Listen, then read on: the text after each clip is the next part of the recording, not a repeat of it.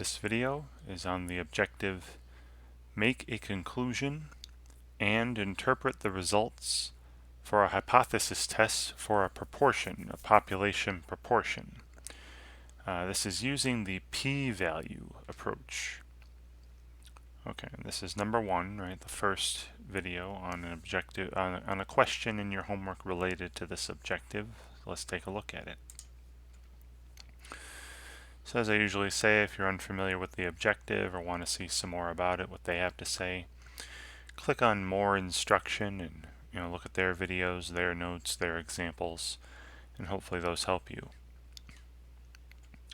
So here a police office claims that the proportion of people wearing seat belts is less than 65%. So this proportion of people wearing seat belts could be represented by P, right, a population proportion P, and is less than 0.65 is the claim here. Now that does not involve equality, so you see how this is the alternative hypothesis, that P is less than 0.65. And then the null hypothesis would be that P is greater than or equal to 0.65, but what we're going to be assuming is the equal part. Right, so the null hypothesis is that the proportion of people wearing seat belts is equal to 0.65 or 65%. Alright, so to test this claim, a random sample of 200 drivers is taken, and it is determined that 126 of these 200 drivers are wearing seat belts. So the following is the setup for the hypothesis test, right? You have again, I've already talked about how the null and alternative hypothesis would have been formed based on this claim. And then in this example, the p-value was determined to be 0.277. Now I can show you how this was found, right? The p-value based on this sample, and I'll go to a piece of paper for this. Right? So again, the null hypothesis. Well, first off, the claim, right? Remember, for every hypothesis test, we start off with some claim or belief that's being tested. And the claim was that P is here, the proportion of people wearing seat belts is less than 65%. And then you have your null hypothesis, your alternative hypothesis. Again, this would be the alternative because it's not involving equality. And then the null hypothesis would be the opposite of that. All right, but as you've seen in a lot of in this Newton-Alta instruction, they just use the equal part. What we're going to be assuming, right? We're going to be assuming that the proportion is equal to 0.65. Right. And then the way the alternative hypothesis looks, right, tells us what kind of a test we're running. This is a left-tailed test. Right, the parameter is less than some value. So this is going to be a left-tailed test. So when I find the p-value of my test statistic later, it's just simply going to be the area to the left of that test statistic. Now they asked us in the end of the problem to use a significance level of 5%, right? So the value of that alpha, 0.05, 5%, right? And this is going to be, this is the area of the rejection region if you were doing the critical value approach. But we're doing the p-value approach this time, so what we're going to be doing with alpha is comparing alpha to the p-value, right, and then making our decision, whether or not we would reject the null hypothesis or not reject it. All right, then a sample is taken. Now this sample has a size of 200, right? They said a random sample of 200 drivers. And for this, proportion stuff, there's successes or failures. Remember, I was using lowercase x a lot to represent the number of successes. And here the successes are people wearing seat belts, right? And that was 126. So our sample proportion, p hat or p prime, right? I've used both here. Both of these mean the same thing. The sample proportion of people who are wearing seat belts is 126 out of the 200, right? Which is 63%. All right, I'll double check this with a calculator, all right, just to verify that I'm not making a mistake right away. So, yeah, so 126 people out of 200. And yes, indeed, that is 63%. Right? Now, if you recall, by the central limit theorem, right, CLT for proportions, the distribution of p hats, right, the distribution of p prime, the sample proportions for samples of size 200 would be approximately normal, with a mean called mu p hat and a standard deviation called sigma p hat, where the mean of these p hats, the average value of all these sample proportions, was the population proportion, p. And we are assuming, right, from the null hypothesis, let me get rid of the calculator. We're assuming from the null hypothesis that the population proportion, of people wearing seatbelts is 0.65, right, 65%. And the standard deviation, or the standard error of these p hats, of these sample proportions for samples of size 200, was the square root of p times 1 minus p, or q, divided by n. So that's the square root of 0.65 times 0.35 divided by 200 was the sample size, and I'll punch this in a little later. Okay, so hopefully this all rings a bell. And then using this normal distribution, we're going to find our test statistic, right? What's the test statistic for our sample proportion? Remember, that was a z-score, since I'm talking normal distribution and not student's t. All right, so then our test statistic, right, this was a z-score for our particular sample proportion. We take our sample proportion, subtract the population proportion that's assumed from the null hypothesis, this 0.65, and then divide it by how many standard deviations is that? Divide by the standard deviation of this sampling distribution for the proportions.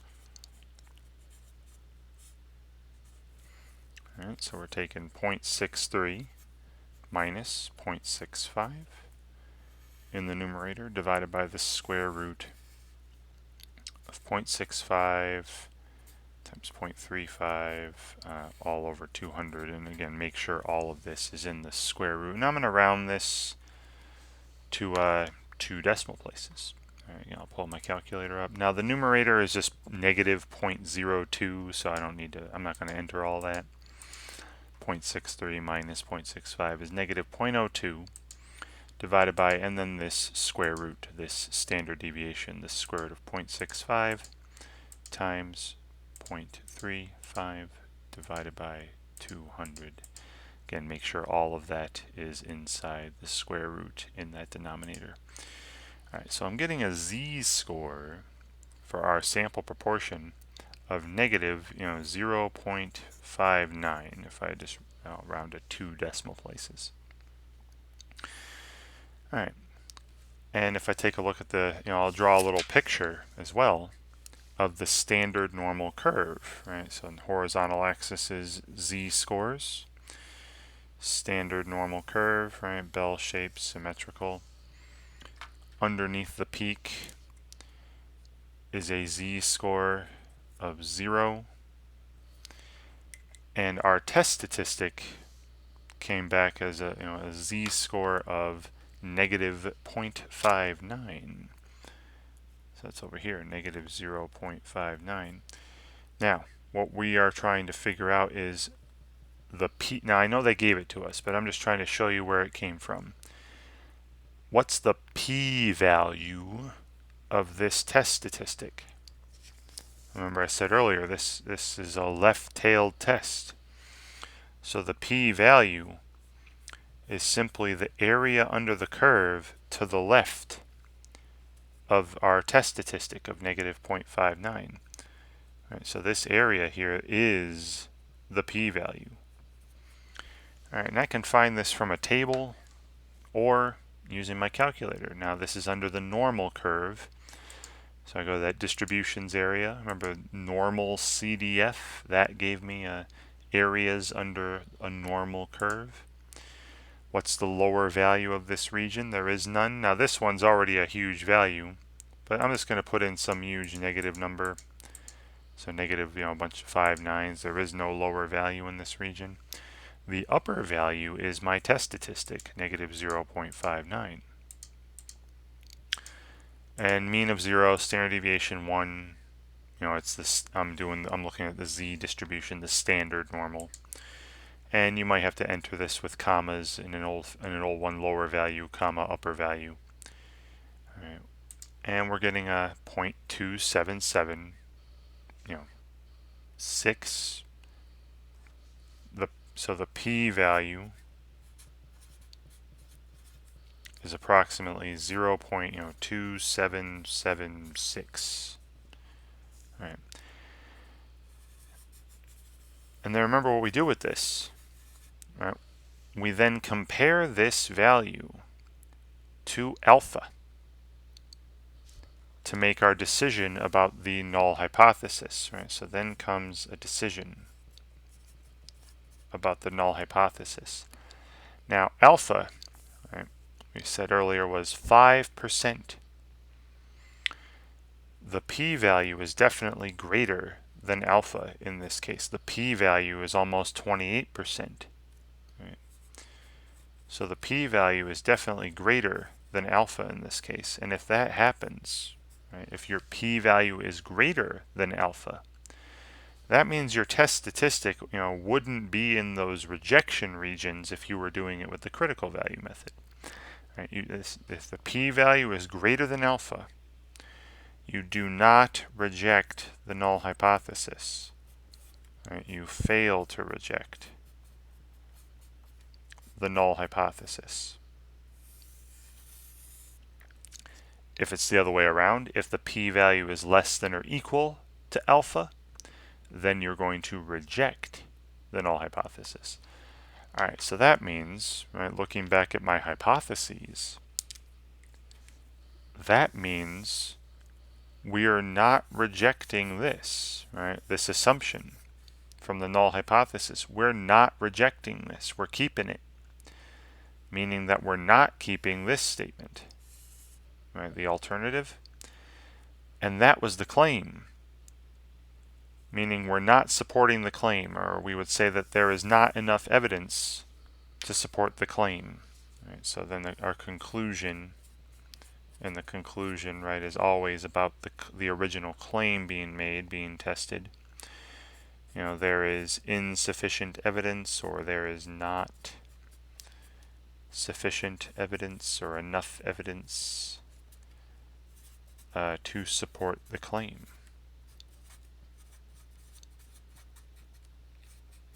And that all came from the fact that we didn't reject. Oh, sorry, that says claim at the end there. That's all come from the fact that we did not reject the null hypothesis. So what I just did here, I went over all the steps of a hypothesis test for a proportion. But this problem is actually just much easier than that. Right? They don't give you all. They don't need you to go through all the steps, because they already gave you the p-value. Right? The p-value is 0.27. I said it was 0.2776. They just gave me 3 decimals here. 0.277. And using a significance level of 5%. And I just told you that, the p-value is greater than the significance level.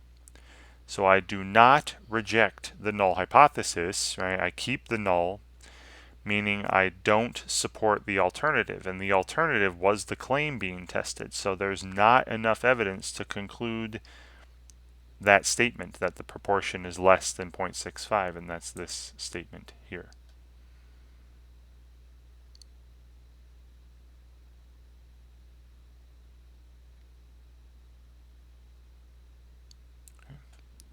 Submit. Wonderful. And again, please read your answer explanations. But yeah, this was that quick and easy. They gave me a p-value, and I just need to compare it to the significance level, and do I reject or not reject the null hypothesis? And based on that decision, am I going to be is there enough evidence to support the claim that's being tested or not? So it really was a quick thing that I kind of dragged out and showed you all the steps. Alright, so hopefully watching me go through this or looking at the more instruction, hopefully all that stuff helps you when you're working on this kind of a problem on your own. And thank you for watching.